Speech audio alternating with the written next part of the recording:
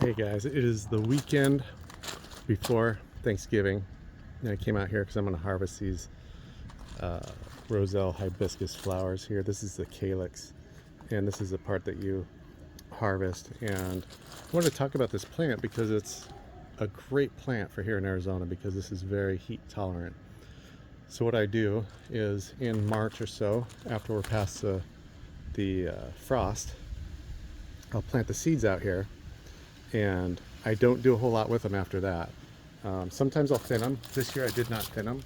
So you can see I've got 5 plants there, 1 there, and then 2 back there. So I ended up with, I think, 8 plants total. And you can see they're pretty productive. And they put on these flowers. The flowers will dry up in the middle and then fall off. And then what you're left with is this part here. And this is the edible part. And so you can just break these off and eat these petals, and they're so good. They're kind of tart. They remind me a little bit of a cranberry maybe. And so there's a few different things you can do with them. Primarily you could put these on salads, just eat them the way they are.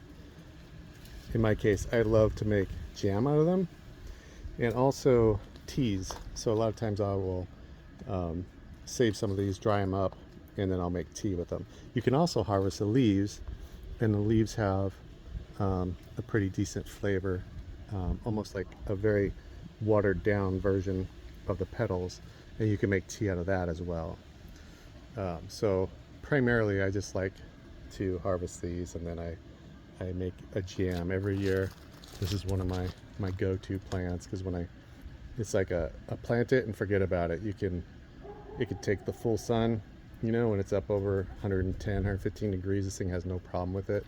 It's a little bit drought tolerant, so my watering is not as good as it should be. You can see I just have some drippers down here, so I do water them, but they don't get a deep flooding like my trees do.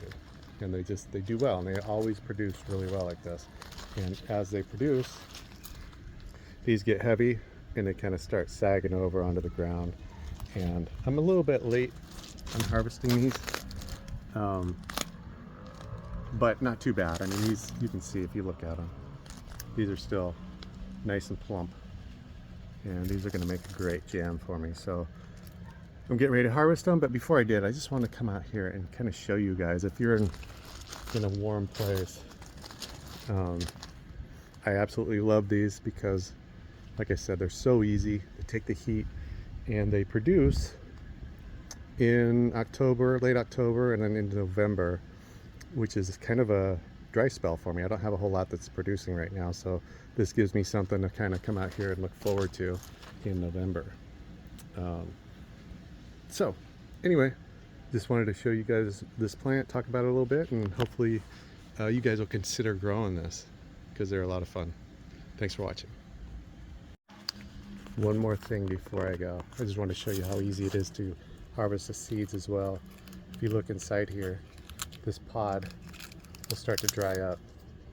And so, let's see if I can get to this here. Inside of this,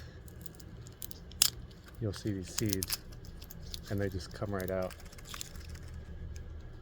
That's how easy it is. And now, once you plant these, you'll have hibiscus every year for the rest of your life, potentially, if you want to. So, just another reason to keep these and grow them. All right, thanks guys.